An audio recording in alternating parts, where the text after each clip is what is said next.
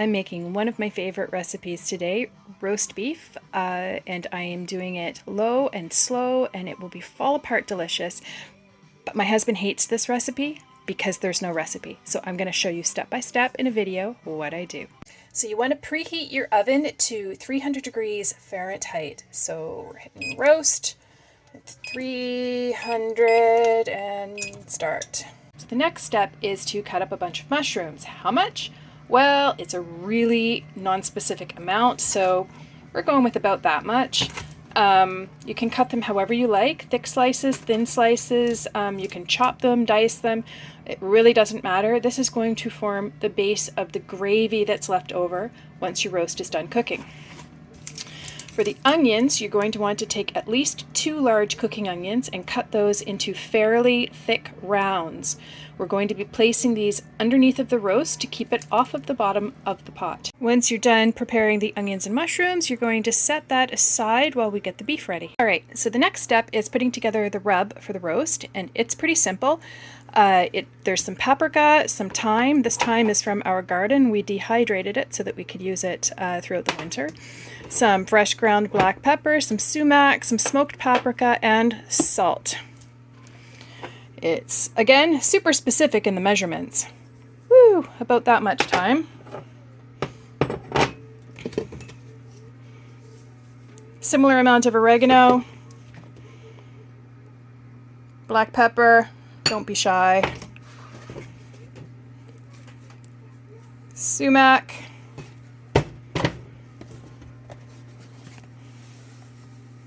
Salt. And a good amount of smoked paprika. So after you have mixed together your rub, you're going to apply it to your roast. Now today I'm using a 2 kilo sirloin tip roast. And what we're going to do is after we apply the rub, we are going to sear each side of it in this cast iron pot on medium-high heat. So I've added a generous amount of vegetable oil to the bottom of my 7-quart cast iron Dutch oven, and now I'm going to start searing each side of the roast. That will help keep all of the yumminess in while it's cooking.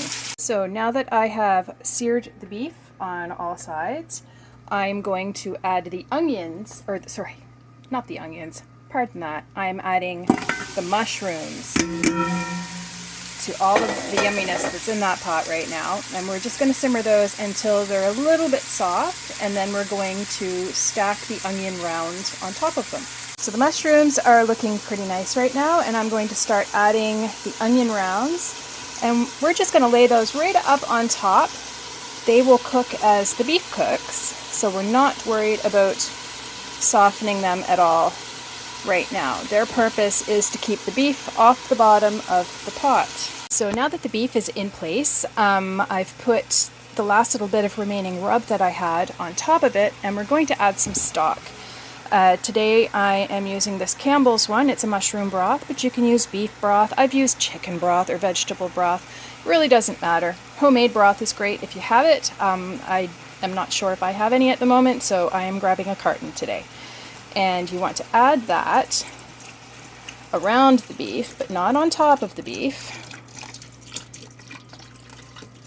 until it covers all of the veg in the bottom and comes a little bit of the way up the side of the beef.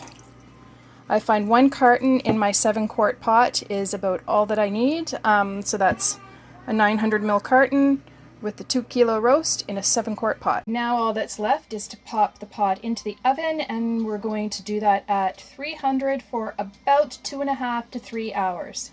You want to cook it until it is pull apart tender with 2 forks.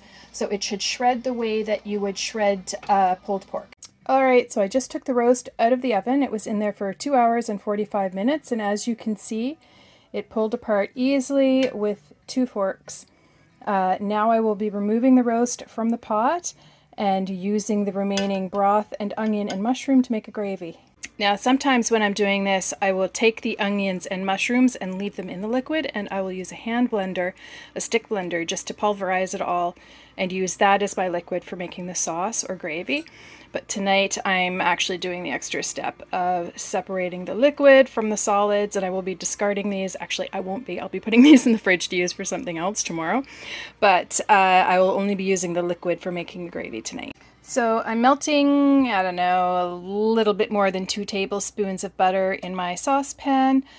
Once that's melted, I'll be adding approximately 2 tablespoons of flour, maybe a little bit more, and cooking that together for a brief bit.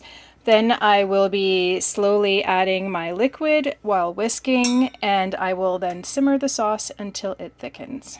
Alright, so I've added the liquid to the flour and butter mixture now, and I'm just going to simmer this until it comes to a boil, and then keep whisking it occasionally until it thickens, and then I'll set it aside and use it for gravy. Oh, well, you know, test for seasoning. Make sure it's salty enough for you. And there it is. Easy peasy, torn apart with forks, served with the gravy that it cooked on top of. Awesome.